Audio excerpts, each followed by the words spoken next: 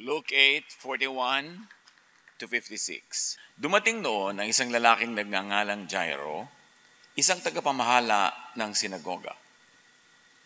Nagpatira pa ito at nakiusap kay Jesus na sumama sa kanyang bahay sapagkat ang kaisa-isa niyang anak na babae na maglalabindalawang taong gulang na ay naghihingalo.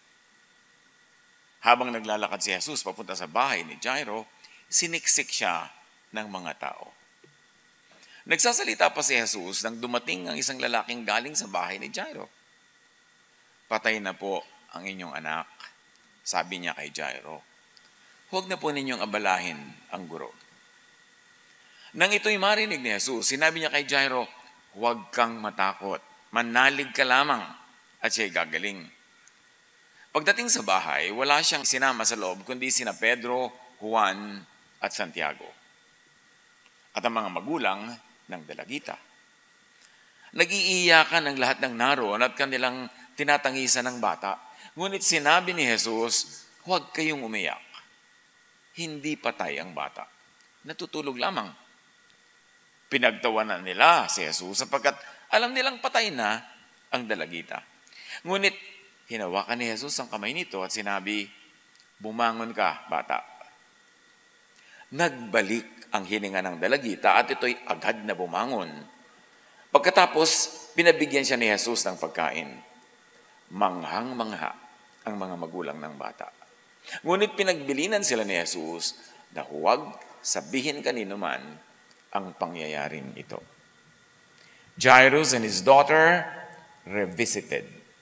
Salamat, Panginoon, dahil maaari po kaming magbabalik-balik sa napakagagandang mga kwento, mga naganap nung kayo ay narito sa lupa. Turuan nyo kami na hanapan ng mga sariwang kahulugan, mga bagong application ito sa aming buhay at nang sa gayon patuloy kaming makinabang sa inyong mga katuruan at sa inyong mga mababalaghan na ginawa dito sa lupa. Be our teacher, our preacher, be our friend. We praise you, O Lord Jesus, and we thank you, Father, in the name of your Son, our Lord Jesus. Luke 8:41 to 56, isa-isahin natin muli. "Then a man named Jairus, a synagogue leader, came and fell at Jesus' feet, pleading with him to come to his house because his only daughter, a girl of about 12, was dying." Isang miserableng kalagayan. Magkasakit lang mga anak natin. Kumisan, natataranta na tayo. Ito pa, naghihingalo. At matagal na siguro naghihingalo ito dahil sobra na ang pagdurusa ng taong ito, ng ama. Daig pa siya siguro yung pagdurusa ng anak niyang may sakit. Salamat na lang at pumunta si Jesus sa kanilang lugar. As Jesus was on his way, the crowds almost crushed him. While Jesus was still speaking, someone came from the house of Jairus, the synagogue leader. "Your daughter is dead," he said. "Don't bother the teacher anymore." Hearing this, Jesus said to Jairus, "Don't be afraid, just believe, and she will be healed." Loaded ng kahulugan. Dalawa ang ipinagagawa sa kanya ni Jesus. Isang don't at isang do. Don't be afraid. And do believe. Gagaling, mabubuhay na muli ang iyong anak. Pagtuunan natin ang pansin ang sinabi ni Jesus na yan. Belief. Sabi niya, just believe. What is belief? Belief is thought. And according to Jesus, thought heals. Belief, thought heals. In other words, thought creates and recreates the physical world, reality. Patay na yung bata, pero sabi ni Jesus, manalig ka. Mababago na yung pananalig ang nangyari sa kanyang katawan na namatay na siya. Nababago ng pananalig, nababago ng isip, ng iniisip, ng diwa, ang physical world. You can bend physical reality with thought, with faith. So the power of thought is really the focus of this story. But the power of thought is gravely underdeveloped, underused, even among the very religious. Ang nade-develop kasi lalo sa mga religyoso, fear, yung kabaligtaran ng do not fear. Yung fear. Fear blocks and counteracts belief and power. It blocks recreation of reality. Nakaka-paralyze ang fear. Kasi oras na natakot ka na, nagapos, natali, nakulong ka na ng iyong takot, hindi ka na makakagawa ng dapat magawa. Ang isip ay sumasara, dumidilim, humihina, nawawala ng lakas, pag sinakmal ng takot. Anong dapat ginagawa ng mga tunay na mananampalataya? Believe in, think of, talk about what you want to happen. Dumating ang messenger from the house of Jairus, meron siyang topic. Topic niya, patay na ang bata, huwag nang abalahin pa ang guro. Let's give up, tanggapin ang katotohanan, ilibing na lang ang bata, huwag nang papuntahin pa si Jesus sa inyong bahay. Useless. Yun yung thought niya. Yun ang message niya. Yun ang topic niya. Pinalitan ni Jesus, sabi niya, believe, do not be afraid. Mabubuhay ang bata. Yun ang topic ni Jesus. Mga kapatid, pag pumupunta sa inyo ang inyong mga kaibigan, nagte-text, nagme-message, anong topic nila? Kayo mismo, pagka nagte-text o nag-share, nagpo-forward, anong topic nyo? Topic ba ng kamatayan, ng kawalang pag-asa, o topic ng pag-asa? Topic ng kagalingan. Kasi kung ano ang iniisip, yun ang magaganap. Depende, siyempre, kung malakas kayo mag-isip. Marami mga tao ang lakas mag-isip sa nega. Yung ako, hindi matutuloy yan, mag-fail yan, walang mangyayari yan, babagsak ka, mabibigo ka, ganyan-ganyan. Negative ang thought. At maraming tao, ang lakas nila mag-isip pag negative. Kaya natatambakan ng kutakot-takot na negative ang buhay nila. Sa pag-unawa, sa napakarami mga himala ni Jesus at katuruan ni Jesus, once again, we shall attempt to touch on some quantum physics principles. Just a little bit.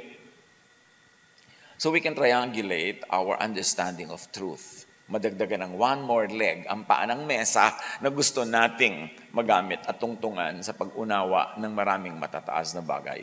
When we mention quantum physics and physics laws, principles, we propose that we take one step further and see the very possible connection between spiritual laws and quantum physics. Sa tagal-tagal na po ng inyong lingkod na nagsasaliksik, nag-aaral, nagtatangkang umunawa ng Scripture, ang laki-laking tulong na tingnan ang mga itinuturo sa Scripture, lalo ni Jesus, from the lenses of science. Why? Because God is the author of natural law and science is just all about natural law. Kaya mahalagang maintindihan din yan. Huwag tayong matakot pag ganyan na yung mga topic. Yung iba na nosebleed na, inilalabas na yung mga panyo dahil, ay, quantum physics, kakatakot. Pero hindi rin naman naiintindihan sa ibang angle yung mga katuruan. So, let's attempt. But we will not be labored to explain every time we mention quantum physics. Those interested may pursue this approach to understand and apply biblical teachings in new ways. Ngayon, yung ayaw, edi wag. Pero wag mangontra. Kasi again, kabaligtaran na naman yan ng pananalig. Anong itinuturo lagi sa atin ng Scripture, lalo ni Jesus? Ask and hope. Insist even. At ito naman sa quantum physics, tinatawag na observe, tunnel for what you want to happen. Natatandaan natin yung kwento ng Panginoon tungkol sa babaeng balo na may kaso siya at siguradong matatalo siya sa court dahil nabili na nung kalaban niyang mayaman at makapangyarihan yung desisyon ng hukom. Pero hindi siya tumigil ng kakakatok, kapupunta sa bahay ng hukom na ito, lagi niyang inilalapit ang kanyang kaso na kahit napaka-imposible sa tingin ng lahat.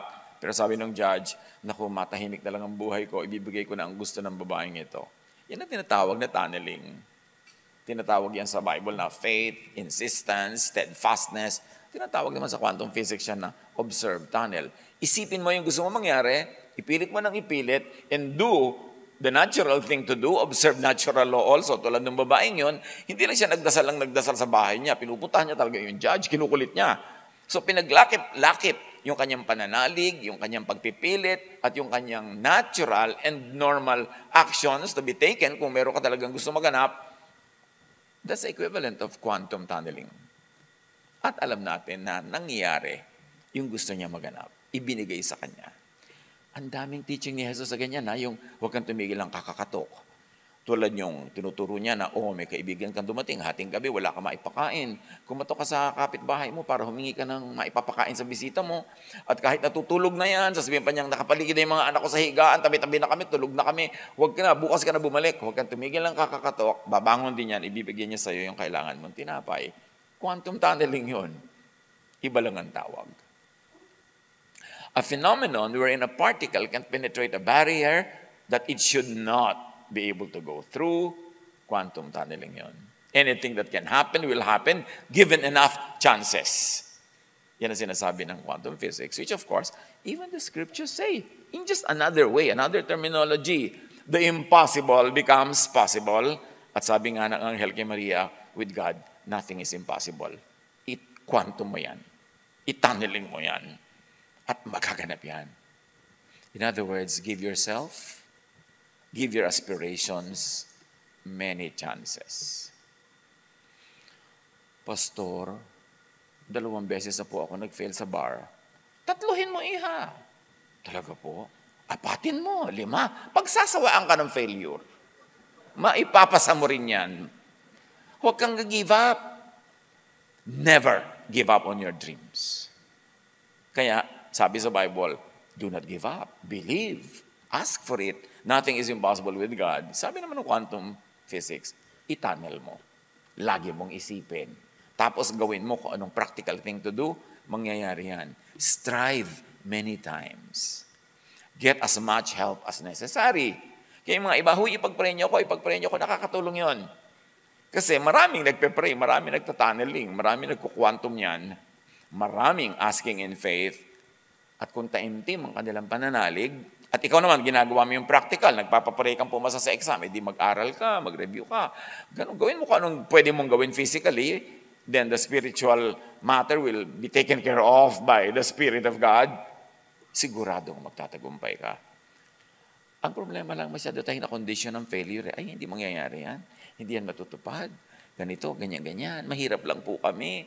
Pagka tinuturuan mo yung tao, bobo lang po ako. Wala po akong alam. Ikaw na nagsasabi, di yan ang mangyayari sa reality mo. Kasi yan ang sinasabi mo. Subukan nyo tuwing umaga, mga nalamin kayo, ang ganda ko. Susundin din kayo ng salamin na yan pagdating ng panahon. Hindi siya pwedeng manalo sa pananalig. Pero siyempre, gagawin nyo rin yung practical para matupad yung hinihiling ninyo. So, meron kayong gusto, maraming hadlang, do everything. Sabi naman ni Jesus, knock and the door will be open to you. It's the same thing. Huminto muna tayo ngayon ng kaiisip, mga kapatid. Isa lang ang tanong ko sa inyo. Meron ba kayong napakahalagang pangarap na give up nyo na? Pick it up today. Tuloy nyo yan. Nothing is impossible with God. And nothing is impossible for those who believe. Paniwalaan ninyo yung mga gusto nyo maganap sa buhay nyo. Basta mabuti, ha? Yung hindi masama sa kapwa, yung mabuti sa inyo. Kasi nga dapat nakasunod din yan sa kalooban ng Diyos. Hindi nakakontra. Pag pinaglakip-lakip mo yung kalooban ng Diyos, yung gusto mo, tapos yung natural law, ginagawa mo kung ano yung dapat, and then you focus on it, you pray for it, you think of it, you talk about it, you tunnel, you quantum it, imposibleng hindi yan maganap. Don't give up on your dreams, especially those that you really like to happen in your life. Yan ang ibig sabihin ng meron tayong pananalig sa Diyos. Katulad ng nandito sa ating illustration about this mini bundok. Sa normal life, kung meron kang napakalaking bola, kailangan mong iakyat doon sa bundok, hindi mo maiakyat-akyat, ang hirap-hirap. Ang tunneling, itong ginawa nung nasa baba, binangga niya ng binangga yung bundok, at sabi ng quantum physics, sa kauulit mo niyan, lulusot ang iyong bola, makakarating sa kabilang dulo. Yun din yung sinasabi, by faith, it will happen.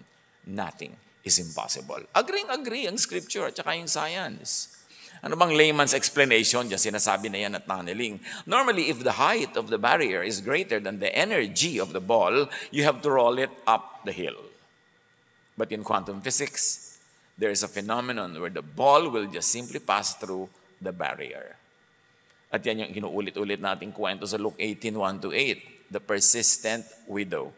The impossible became possible because with God, nothing is impossible. All possibilities spread out in all directions, including a direction that is beyond the barrier. Since there is a possibility that it can appear beyond the barrier, it will eventually. Sa pagsisikap mo, sa hindi mo pagsuko, sa pagpapatuloy mo, magkaganap yan. Paniwalaan mo. Ang pinakamalaking sagabal na matupad ang ating mga ginugusto at hinihiling ay yung hindi tayo naniniwala sa sarili nating iniibig na mangyari. Tayo na mismo ang pumipigil sa ating sarili. Tulad ng gusto mong kumain sa isang restaurant, nasa labas ka pa lang, baka mahal, wag na lang dyan. Ikaw na mismo ang pumigil sa sarili mo. Baka hindi ako pwede dyan. Ang daming ganon. Yung pag may nakitang magandang lugar, baka hindi ako pwede dyan. Bakit hindi mo subukan? At pag ayaw pa rin nila, ayaw ka pa nilang tanggapin, magtrabaho ka doon, mag-empleyado ka, di nakapasok ka rin. Maraming paraan. But do not think of and do not glorify what you do not want. Tandaan nyo yan. We were created in God's image. And one of the meanings of that is that our thought has power. Our words have power. Sabi nga ng Panginoon, let there be light. O, nagkaroon ng light. Sinabi lang niya, nilikha tayo sa image ng God. Tapos sinasabi mo sa sarili mo, hindi naman siguro ako magtatagumpay. Mabibigo siguro ako. Siguro ganito, ganyan. E di yun nga ang matutupad kasi may kapangyarihan ang iyong salita. So sabihin mo lang yung gusto mo mangyari. Yung ayaw mo mangyari, huwag mong sabihin. Huwag niyong pag-usapan. Ang daming mga tao, pag nagtitipon-tipon, ang pinag-uusapan nila lagi, yung mga tao nakakainis. So nag-glorify yung mga deeds ng nakakainis. Yun ang nagiging reality mo. Naiinis ka tuloy. Huwag niyong pag-uusapan yung mga nakakainis. Kasi inilulublob niyo ang sarili sa mga bagay na negative. Ang pag-usapan yung mga, di ba sabi sa scripture, whatever is worth thinking of, whatever is noble, whatever is beautiful, whatever is holy, think about such things. Piliin kung anong pinapapasok sa utak at pinapalabas sa bibig at ginagawang topic sa mga discussions. Yan man ay electronic discussion or in-person discussion. Sa Matthew 8:13, then Jesus said to the Roman officer, go back home because you believed it has happened. And the young servant was healed that same hour. May lumapit kay Jesus. May sakit ang kanyang katulong. Inilapit niya. Sabi ni Jesus, umuwi ka na. Naniwala ka eh. Matutupad yung pinaniwalaan mo. At gumaling nga yung servant. Meron naman mga dadalaw sa iyo kumisan sa ospital. Pagtingin sa iyo, kawawa ka naman. Yung kilala ko, ganyan 3 araw lang namatay na. Lumayas ka dito. Magdadalaw ka, ang daladala mo, bad words. Kahit sa expression ng iyong muka, kahit nakita niyo yung saksakan ng payat, saksakan ng ganito, huwag naman kayo magpahalata. Dapat ang daladala niyo, positive spirit, hindi yung negative. Bantayan natin. Kasi even our facial expression are words in the spiritual realm. Matthew 21:22, you can pray for anything. And if you have faith, you will receive it. Mark 5:34, and he said to her, daughter, your faith has made you well. Go in peace. Your suffering is over. Hindi sinabi ni Jesus na, daughter, I made you well. Namnamin niyo yan. Sabi niya, your faith has made you well. Kaya dapat dinedevelop natin ating faith at dinidisiplina na ang tinutumbok lagi niyan yung mabuti, yung maganda, yung kaibig-ibig. Mark 9:23, sabi kay Jesus, Lord, if you can, pwede niyo kaming pagalingin. What do you mean if I can? Jesus said, anything is possible if a person believes. Siyempre, add obedience to natural law. Pag naniniwala ka, susuportahan mo yan ng practical actions. Naniniwala kang gagaling ka, kainin mo yung mga pagkain na nakakapagpagaling, gawin mo yung lifestyle na nakakapagpalakas ng katawan, sasamahan mo siyempre ng practical action. But your faith, your thought, and your relevant work create and recreate your reality. May mga tao, lumalaki sila sa isang pamilyang saksakan ng dukha. Talagang napakahirap, miserable. Ano ba, 5, 6, 7 sila magkakapatid. Pero may isa doon mag-iisip, ayoko nito. Ayoko ng ganitong buhay. Hindi ko to tinatanggap. Parang si Scarlett O'Hara, sabi niya, I shall never go hungry again habang hawak niya yung patatas. May gagawin ka sa buhay mo. Kaya may mga tao, kahit galing sila sa pagkadukha-dukhang angkan, umaangat, naiiba ang buhay. Bakit? Kasi hindi nila tinanggap sa isip nila na dapat ganun na lang sila forever. Meron naman kakausapin mo, sabi, ay, ganyan talaga yan. Wala tayong magagawa. Asahan mo na may mangyayari sa buhay niya. Sa salita pala niya, wala tayong magagawa. Ganyan lang talaga yan. Nasa salita mo yan. Nasa pananalig mo yan. Claim your destiny. Talk about it and work for it. James 5:15, such a prayer offered in faith will heal the sick. Underdeveloped masyado sa buhay natin yung faith department. Yung tunay na pananalig to the point na kiniklaim mo talaga. Ngayon, sa quantum physics, ang tawag dyan sa iniisip mo siya, pero iniisip mo in a positive way, gusto mo siyang baguhin, observation, measurement, prediction, and expectation. Sabi ng quantum physics, you have to extract information from the system to change it. Kailangan tuunan mo ng pansin, baguhin mo sa mababago mo, sa paraan mo, sa isip mo, sa action mo, and it's called observation, which is attention and belief. Observation necessarily changes the thing being observed, being thought of, being believed in. And there is such a thing, another quantum physics I like to put on the table, superposition. All possible outcomes of the system are superimposed on each other. Observation will force the system into one definite outcome. Ano lang ibig sabihin? Lahat ng pwedeng mangyari nandyan sa harap mo. Pipiliin mo kung ano ang gagawin mong katotohanan. Halimbawa, papasok ka ng college, sa mga magpapasok pa lang, nandyan yung possibility na pwede kang maging dropout. Merong pwede kang maging summa cum laude. Merong pwede kang maging athletic star.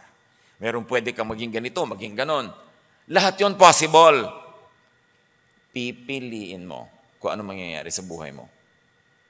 Halimbawa, meron dyan, possible na maging dropout ka. Lahat nagyayaya sa'yo magkating klase, sama ka naman. Lahat ng pang-enroll mo, ginastos mo na sa gimmick.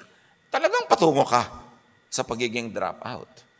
Anong ginagawa mo? Anong pinaniniwalaan mo? Anong iniisip mo? Anong sinasabi mo? At sino ang mga lagi mong kausap? Magkakaroon niya ng bearing sa iyong reality. Hindi tayo mga biktima ng buhay.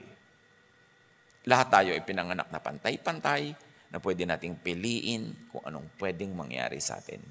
Pwede mong habulin, pwede mong pagtrabahuhan. Meron lang ang mas madali sa kanila kasi marami na, from the start, meron na agad silang mga plus factors. Pero hindi ko may plus factors sa simula, sila yung winner sa dulo. Ano ang ginagawa mo sa buhay mo? Stop thinking of yourself as a victim. Yung mga taong biktima ako, bakit ganyan? Kasi ang asawa ko ganito, kasi ang nanay ko ganun, kasi yung childhood ko ganyan. Sinisi na lahat. Pwedeng hindi mo na mapalitan yung nangyari sa nakaraan, pero pwede mong palitan ang paningin mo doon at kung anong gagawin mo doon para magamit mo siya ngayon at bukas. Nasa isip mo yan. Meron pang tinatawag na placebo effect. Alam na ng marami sa atin yan. Maraming experiments noon at patuloy ginagawa yan. May mga pasyente na pinapainom ng hindi naman talaga gamot. Pero pinaniwala silang gamot yon at nangyayari ito sa mga hospital and clinic settings. Dahil yung pasyente naniniwalang uminom siya ng gamot, kumagaling nga. Dahil naniniwala siya, yun ang placebo effect.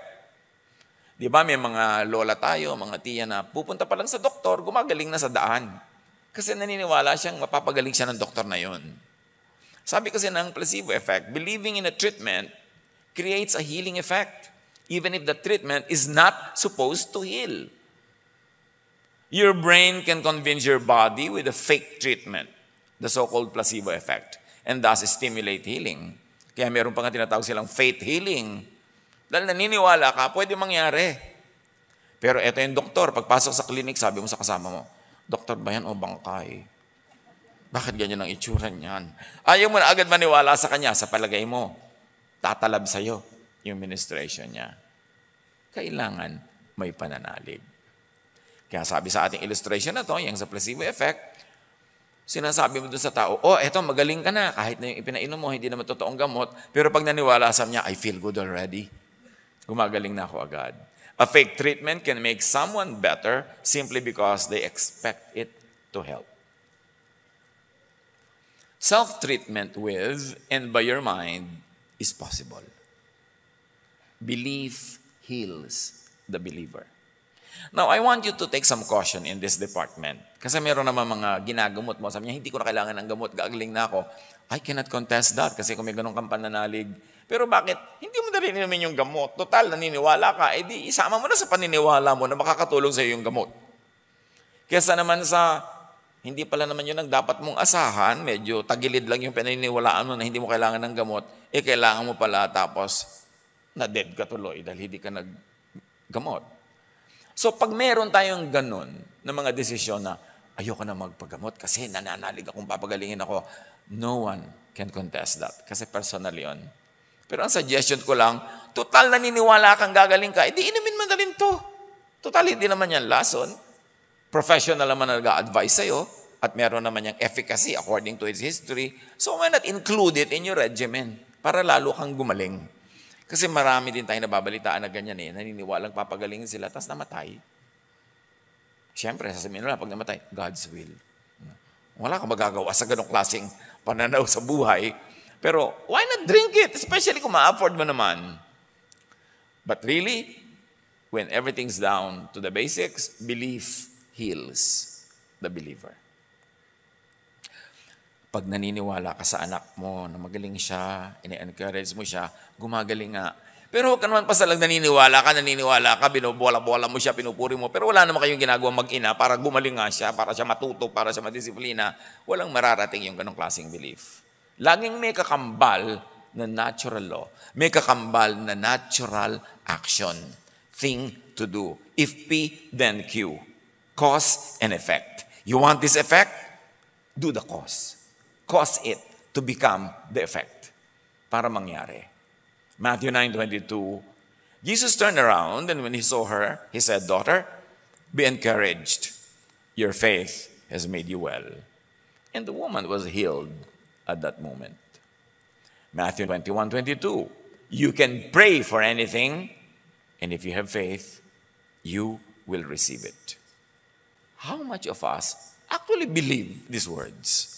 Kasi kung paniniwala pa lang na totoo ito, hindi ka na naniniwala, hindi nga ito magiging effective sa'yo.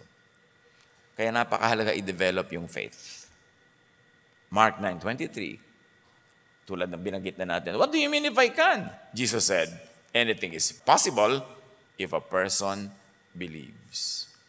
At idinagdag pa sa James 1:6. But when you ask Him, be sure that your faith is in God alone. Do not waver, for a person with divided loyalty is as unsettled as a wave of the sea that is blown and tossed by the wind.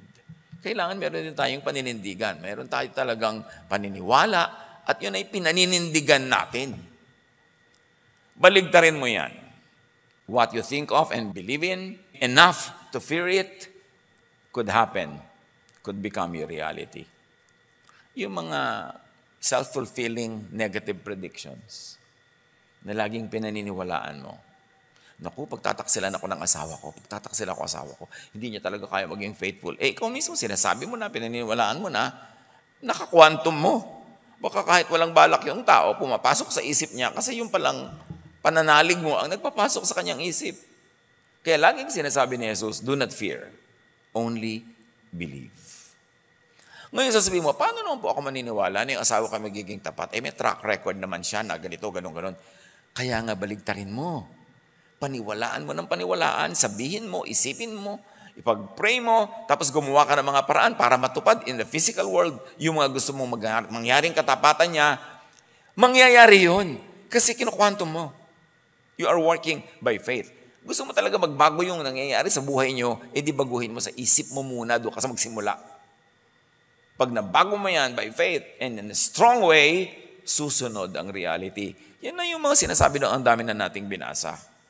At sinasabi ng quantum physics, superposition, all possibilities exist at the same time, and to collapse the system to a particular outcome or possibility, information that relates to that outcome or possibility must be extracted by the observer. Kung ang mga ito ay parang gobbledygook sa inyo at hindi gulo, mag-research na lang kayo, nag-google naman yan eh. Balik-balikan nyo, pag-aralan. The reason why I'm mentioning these things, although to some people it may not mean anything, is for you to consider studying it at another time para nyo maintindihan. Tapos masasabi yung, ay, meron nga palang ganun. I'm only informing you na may ganyan talaga sa scientific world, sa quantum physics, na nag-agree sa mga biblical beliefs natin. At pag naisip mo na yon, pwede mo nang i-research. Hindi naman natin maintindihan agad-agad yan. Ako nga, hindi ko naiintindihan, nagpapanggap lang ako. So magpanggap na rin kayo. Tapos pag-aralan nyo, pag-aralan hanggang, ay, oo nga, nakita ko to. Why? Kasi ang tagal-tagal na natin nagba-Bible study, ang tagal-tagal na natin nag-aaral, marami pa rin hindi talaga natin maintindihan o ma-operationalize. So why not try this one? Because we believe that science could be God's last prophet. Yung talaga magpapaliwanag ng maraming hiwaga na hindi maipaliwanag ng relihiyon, pwedeng ipaliwanag ng science. And don't be allergic to science because God is the God of science. God is the author of natural law. And all sciences are only premised on unchanging natural laws. At yung observation, sinasabi, it causes the system to collapse into a single outcome out of many possible outcome. May sinabi pa itong si Neil Donald Walsh. Quantum physics tells us that nothing that is observed is unaffected by the observer. Pag inisip mo yan, ipinag-pray mo yan, pinagtuunan mo ng pansin, pinag-usapan, pinagtrabahuhan, maapektuhan mo siya. Hindi pwedeng hindi. That statement from science holds an enormous and powerful insight. It means that everyone sees a different truth because everyone is creating what they see. At kung minsan, yan ang problema sa conservative religion. Hindi ka binibigyan ng karapatang mag-isip for yourself. Dinidikta na sa'yo kung anong paniniwalaan mo. Kaya tuloy ikaw naman, nagpapanggap ka nga naniniwala dahil baka matiwalag ka pag sinabi mong hindi ka naniniwala. Pero hindi mo naman talaga naiintindihan, therefore hindi effective. Kaya dapat intindihing mabuti para pakinabangan. Belief heals and affects even third-party beneficiaries and objects. Kaya kung minsan yung mga unbelieving husband, unbelieving son or daughter, sa paniniwala ng ina, sa kapipray niya, sa mga ginagawa niyang practical things, ang nagiging uwian din nagkakaroon ng effect doon sa taong yun. Luke 7:1-10. There's a centurion servant who was sick and about to die. The centurion heard of Jesus and sent some elders of the Jews to him, asking him to come and heal his servant. So Jesus went with them. He was not far from the house when the centurion sent friends to say to him, Lord, don't trouble yourself, for I do not deserve to have you come under my roof. That is why I did not even consider myself worthy to come to you. But say the word, and my servant will be healed. Una, naisip nitong mayaman na ito na makiusap kay Jesus, nagpadala siya ng delegation, pakisundo, sabi niya magpunta naman dito sa amin nang mapagaling niya itong aking mahal na katulong.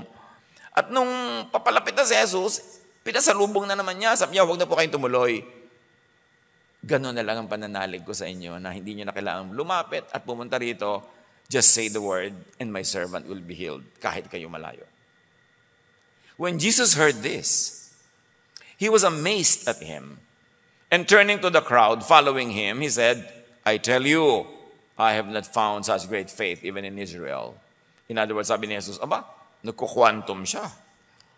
Huwag na daw akong pumunta, hindi ko na kailangan lapitan, pananalig lang, sabihin ko lang, magaganap. Then the man who had been sent returned to the house and found the servant well. Nakita nyo, iba-iba yung instances. May mga babaeng humihipo kay Jesus na laylayan ng damit niya.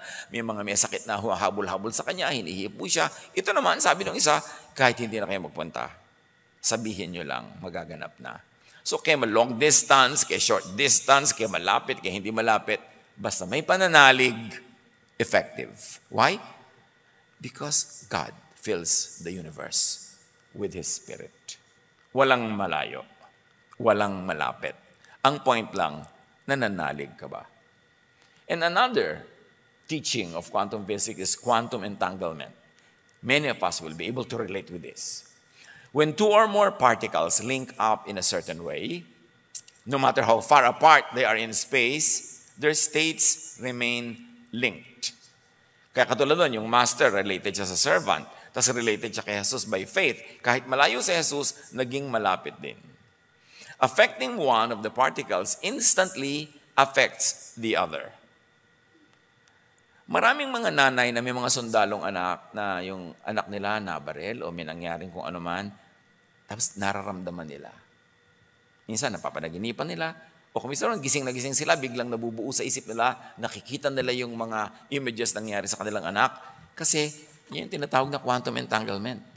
Pag meron kayong talagang relasyon, you're really related, emotionally, spiritually, other ways, whatever happens to one is felt by the other. In fact, also, at a point, up to a point, happens to the other. One event will impact another even if these are far apart. Kaya itong ating illustration ng tinatawag nating quantum entanglement, nakita nyo sila ay dalawa, pero meron silang entanglement, meron silang koneksyon, yun man ay pag-ibig, yun man ay espiritu, yun man ay pagkakaunawaan, kahit malayo yung isa, ay actually connected pa rin sila. Kaya sinasabi ng iba, kung minsan merong na iniisip mo, naisip ko rin. Yung nararamdaman mo, nararamdaman ko rin kahit magkalayo. The Spirit tells us that. The Bible tells us that. And interestingly, quantum physics calls it quantum entanglement. So, ituloy natin ang kwento kay Jairus. Siya nga pala, may Jairus tayong topic.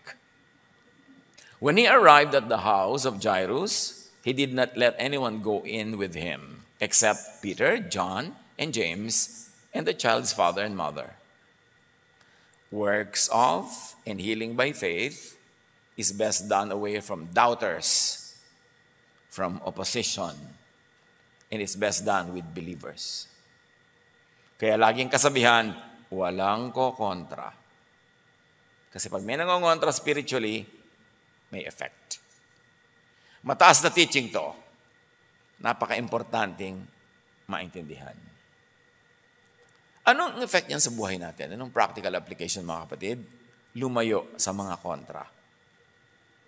Gusto nyo mag-aral, may nangongontra sa inyo, hindi ka makapag-aral, walang yan, hindi mo may matatapos, layuan nyo yan. Kasi, siya ang sasagabal sa inyong quantum. Siya ang sasagabal sa inyong faith. Siya ang sasagabal sa inyong practical actions. Lumayo sa mga kumukontra. Kung kinokontra kayo, sa mabuti naman na gusto niyong gawin, pero siya nangongontra. Pero kung masama yung gusto niyong gawin, kinokontra niya kayo, blessing siya sa buhay natin.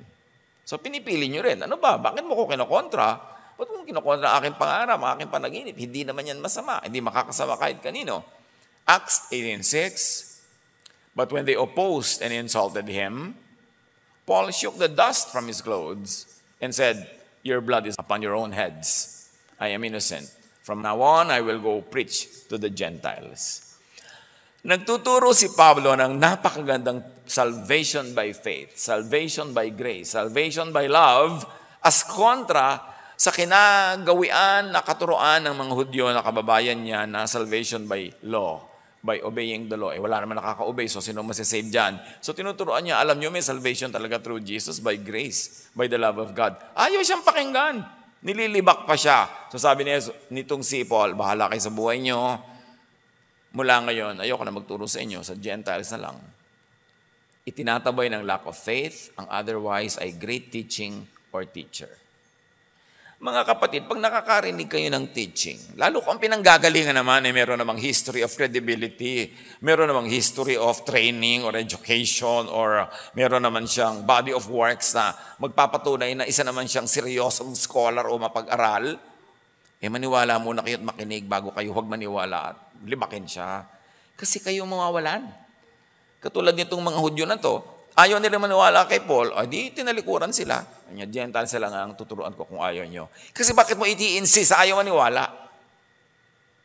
Dapat hanapin mo yung maniniwala agad para yung oras mo hindi na sayang. Nagtanim ka sa matabang lupa na munga agad kasi pipilitin mo yung lupang ayaw namang tanggapin yung seed na itatanim mo. 1 Corinthians 1:10, let there be no divisions in the church. Rather, be of one mind, united in thought and purpose. Bakit kailangan may unity sa church? Ang daming dapat gawin. Ang daming dapat pag-aralan. Ang daming dapat marating ng pananalig at kaalaman, pero hindi makakarating doon kung kontrahan ang kontrahan. Kaya dapat merong unity. Ngayon, pag irreparably magkaiba, maghiwalay na lang, peacefully. Hindi nyo naman kailangan mag-away dahil lang magkaiba kayo ng pananalig. Hindi, maghiwalay kayo, pero hindi nyo kailangan mag-away. Magkaiba lang kayo ng level of understanding, magkaiba ng direksyon ng pinupuntahan ng utak nyo, pero hindi kailangan masamain nyo ang isa't isa. Amos 3:3, do two walk together unless they have agreed to do so? So dapat may agreement. Tanong, paano kung magkakaiba ang inyong ibig at sino o alin ang magwawagi? Ba, nagpe-pray ka, Lord, ibigay mo po sa akin itong si Papa A. Pero yung isang babae din doon sa kabila, nagpe-pray din niya si Papa A. Pareho kayo nang nagpe-pray. Sinong mananaig? Baka wala sa inyo kung ayaw sa inyo ni Papa A. Di ba? Pero yung mas malakas ang faith, yung mas maraming katulong sa observation and tunneling, meaning sa prayer, at yung mas malakas at mas ayon sa natural law, yun ang maraming chances na matatunnel niya, ma-observe niya, makukuha niya by faith. So sama-sama yan, pananalig, katulong sa pananalig, pagdarasal, o hindi lang dasal, katulong mo sa paggawa ng project, pagkatulong mo sa ginagawa mong dapat mangyari, tapos ginagawa mo ang dapat mong gawin, lumalaki ang chances that you can tunnel, that it can happen. Participatory yan, hindi mo lang basta hinihingi na lumaglag from heaven. Ecclesiastes 4:9-10, two people are better than one, because together they have a good reward for their hard work. So unite. Work with fellow believers. Work with the like-minded. Pag meron kayong gustong gawin, lalo mahirap, hindi madaling gawin, hanapin nyo agad yung kakampi nyo, katulad nyo ng pananalig, katulad nyo ng ibig, para mas madaling masimulan at mangyari. Kesa nakakatatlong taong ka na nang kakukumbinsi dito sa mga taong samahan ka, samantalang may iba namang sasama sa'yo. Dapat ginagamit ang ating discernment. Be a dreamer believer or help a dreamer believer. At any given time, mga kapatid, meron tayong gustong mangyari, meron tayong pinapangarap, meron tayong nilulunggati, meron tayong gustong mangyari, or merong kapwa natin na gano'n ang kanyang gusto, tulungan natin siya. Lalo kung hindi naman tayo busy with our own project, dahil hindi naman malinaw sa atin kung ano gusto natin mangyari ngayon, ba't di natin gamitin ang ating energies na tumulong sa iba, na mangyari yung gusto nilang mangyari. Sa quantum physics, sinasabi, the observer effect has parameters that affect the system. The intensity of the observation or the intensity of faith, the predicted or expected result or outcome, kung ano ba talaga ang gusto mong hinihiling, at malinaw sa isip mo kung paano mo gagawin yon, and the number of observers. Kaya nakakatulong din na may kasama ka sa prayer. Measuring and observing the same system or expecting the same outcome. Napakarami. May kabaligtaran pa. Yung may nangongontra. Kaya kasabihan, walang kokontra, meaning sa sinasabi sa quantum physics, lower interference or lower blur, which is another matter, i-research na lang. Binanggit ko na para meron kayong lead what to study. May kabaligtaran ng placebo effect. Yung tinatawag na nocebo effect. Kabaligtaran yan. It's opposite of the placebo effect. A nocebo effect occurs when negative expectations of the patient regarding a treatment cause the treatment to have a more negative effect than it otherwise would have. Yung lagi mong iniisip, binibigyan ka ba lang ng gamot, ma-allergic ako dyan, ma-allergic ako, ayan, na-allergic ako. Hindi ko pa nga itinuturok, no, na-allergic ka na agad. Pagka nag-expect ka na maraming negative, you can make it happen. Yun naman yung nocebo effect. Maraming ganun. Papakainin mo pa lang, naku, masama sa akin yan, kung ano mangyayari sa akin. Mangyayari nga dahil lagi yun ang pinapasok mo sa iyong isip. Alam niyo yung pagkain, Diyos naman ang gumawa ng mga pagkain. Huwag kayo lagi magbintang na masama yan, masama yan, masama yan. All in proportion, all in moderation, and all in timing. Pero wala naman siguro talagang as it is, masama yung pagkain na yun. Pero pag minamasama mo, lalo na yung kakain ka, mahilig siya mag-diet, yun ang lagnat niya ngayon, mag-diet. May kakainin ka, titingnan ka, kakainin mo yan? Bad yan for you. Lumayas ka rito, ito ka sa kabilang mesa.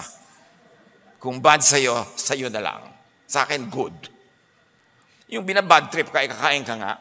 Nagsisimula ka palang kumain kung ano na ibibigay sa'yo. Alam mo yung kilala ko, kumain niya, namatay. Alam mo, may kilala rin ako kamo, nagsasabi niya, siya ang namatay. Gusto mo, i-quantum kita. Maraming mga negative eh. Suriin nyo nga mga kapatid, yung mga tao sa buhay nyo, yung mga karakter ko negative. Ang hirap eh, lalo kung asawa mo, o nanay mo, o kapatid mo. Pagka north ka, south siya. May kilala kayong ganyan? Pag gusto niyo kumain ng malamig, gusto niya mainit. Pag gusto niyo maligo, ayaw niyang maligo. Laging kabaligtaran, yung buong buhay mo, pagod na pagod kang kumbinsihin lang siya na sumama siya. Identify niyo yon and keep distance. Kasi walang mangyayari sa buhay niyo. The nocebo effect refers to the observation that expectation of sickness or even death may promote such an outcome. In effect, that the power of belief results also in negative outcomes. The negative belief of the person will be self-fulfilled. So, i-review nyo kung anong mga pinaniniwalaan ninyo.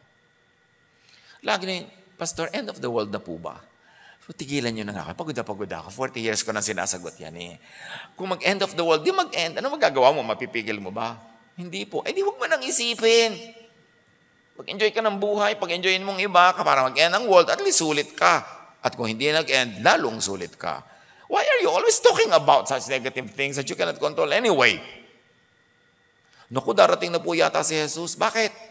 Kasi po, ang dami na pong lindol, ang dami na pong mga gumuguhong mga bundok, ang dami nang nalulunod. Ibig mo sabihin, pag darating si Jesus, sasabihin niya sa mga ushers, magpalindol na kayo, pumatay na kayo ng mga tao, magpuputok kayo ng mga bulkan dahil darating na ako. Ganun ba si Jesus? Ano ba pinag-iisip natin tungkol kay Jesus? Mga itinuturo sa atin ng religion na takutin tayo ng takutin. Anong kinalaman kung darating si Jesus na kailangan maraming mamatay? Anong practical knowledge ang magsasabi sa iyong maganda yan? Sasabihin ni Jesus, darating na ako, lunurin na ang mga 3 continents. Pagputukin lahat ang bundok, pasabugin lahat ang mga lason sa mga pabrika, pasabugin ang mga sakit. Bakit po? Darating na ako eh. Yun, review your faith. Kasi ang daming negative. Lahat ng binabasa nyo, lahat ng pinaniniwalaan nyo, i-review nyo. Kasi dapat agree sa common sense. Yung common sense mo, every single cell in your brain tells you, wala yatong sense. Pero dahil sabi ng relihiyon, papaniwalaan mo na agad talaga. Binigyan tayo ng Diyos ng utak para gamitin, para mag-isip. So, avoid the negative outcomes. Yan yung nocebo effect. Makikita naman natin sa illustration natin. Sinasabi sa iyo na, ay, may masama mangyayari sa akin, may masama, ayan, nangyayari na nga. Mangyayari na nga. Control your life by controlling your thought. Kaya naman lagi ang turo ni Jesus, do not fear. Lalo na, do not think of and talk about and glorify the nega. Meron kayo nakakainis sa kamag-anak, bakit siya ang lagi niyong pag-uusapan? Bakit hindi niyo pag-usapan yung nakakatuwang tao? May mga pangit na nangyari, bakit lagi yun ang pag-uusapan ninyo? Uso pa ngayon kahit sa mga social media, yung ang ganda-gandang mga artista nung araw, ipapakita lang yung picture ngayon na kulukulubot, na ang tanda-tanda na. Bakit kailangan mo ipakita yan? Nangyayari naman talaga sa lahat ng tao. Why can't we just enjoy the idea that somebody could be beautiful at a certain period of her life, and after that, her beauty changes? Bakit kailangan i-glorify? Para matakot ka, tatanda ka rin, kung ano-anong iniisip mo. Marami tayong dapat control na gawin sa takbo ng ating utak. Balik kay Jairus. Meanwhile, all the people were wailing and mourning for her. O yan, nega na. Iyakan na sila. Stop wailing, sabi ni Jesus. She is not dead. She is not nega, but only asleep. Positive. Nakita niyo how Jesus counteracts all negativism. Kaya ako mga kapatid, kung kayo, pamangkin ko sa Facebook, ayoko ng crying emoticons. Yung ganyan. Pag nakakita ko ng ganyan, sa pamangkin, tigilan mo yung ibablock kita. Lalo na yung bumabaha ng luha, dalawang mata, ang dami-daming ganon. Bakit mo kailangang lagyan yung page ko ng mga nag-iiyakang emoticon? Ayoko niyan, bigyan mo ko ng masaya. Kasi yan ang iniisip mo, yan ang mangyayari sa'yo. Kung kayo mahilig maglagay niyan, tingnan nyo buhay nyo, siguro malulungkutin nga kayo. Because the emoticons you put there is your prayer. It is your thought. It is your prayer. Kinukwanto mo. Nangyayari nga. Kaya tigilan ng kada drama. Mag-isip nung mabuti, yung maganda, palitan nyo ang nangyayari sa buhay. So, pinagtawanan si Jesus. They laughed at him, knowing, meaning believing, observing, tunneling, that she was dead. Mga unbelievers, doubters, kontra. Pero actually, dead naman talaga. Sanay naman talaga silang may mga dead. Kaya hindi mo naman sila masisisi na maniwalang dead nga yung babae. Pero, ito yung point once in a while, expect miracles. Kahit once in a while, huwag mong tanggapin yung reality kung may better reality that you can think of, that you can quantum, that you can pray for. Huwag mong laging tanggapin, ganito na talaga ako kasi. Huwag mong laging ganun. Magbigay ka ng kahit konting puwang sa pag-asa na maiba yan. Na yung patay ay mabuhay, yung mahirap ay magkapera, yung hindi masyadong matalino ay maging bright, na ikaw ay maging binibining kangkungan. Kung talagang hindi ka naniniwala na pwede ka maging binibining something else. Paniwalaan mo naman, huwag mong ilimit ang sarili mo. Lalo pa ngayon, si Jesus na yung kaharap nila May track record na nga si Jesus, kaya nga pinuntahan ni Jairus. Alam na nila na may nagagawa. Sila naman, ayaw pa nilang payagan si Jesus na gawin yung kayang-kayang gawin ni Jesus. And even in our lives, maraming pwedeng gawin si Jesus. Alam natin na pwede niyang gawin. Pinapaniwalaan ba natin? O pinagtatawanan? Dinidismiss ba natin? O binibigyan natin ng chance? Give yourself a chance. The chance na maiba-iba ang nangyayari sa iyong buhay. Give Jesus a chance to do His thing. But He took her by the hand and said, "My child, get up." So by the power of Jesus' belief, words, and expectation, her spirit returned, and at once she stood up. Jesus' touch and words raised the dead girl back to life. And whatever death is that haunts you right now or haunts your loved one, the touch of Jesus can give you back your life. Kung yan naman ay pag-asa mo, panaginip mo, relasyon mo, no, nothing is impossible when Jesus touches your life. Open yourself to that possibility. Never say no to a possible miracle. Never say no because you don't believe. O dahil lang nadala ka na, tinuruan mo na ang sarili mong tanggapin the minimum, the least, or the nothing. Give yourself a chance because Jesus is God of impossibilities. Kaya tayo may pananalig. Operationalize that. Gusto nyo through the road of religion, of faith, or through the road of science, pareho lang yan. Pwede mangyari. James 5:16, the prayer of a righteous man, or woman, syempre, the prayer of a righteous person is powerful and effective. At ang righteous dyan is by Jesusness, not by Phariseesness. Kasi again, pag sinabi ng mga righteous, prayer of a righteous daw is powerful. Kaya ano ba yung righteousness? Baka tukol na naman yan sa law, hindi yan ang tinutukoy ni James. Luke 7:14-15, then he walked over to the coffin and touched it. May patay kasing ililibing And the bearer stopped. Young man, Jesus said, I tell you, get up.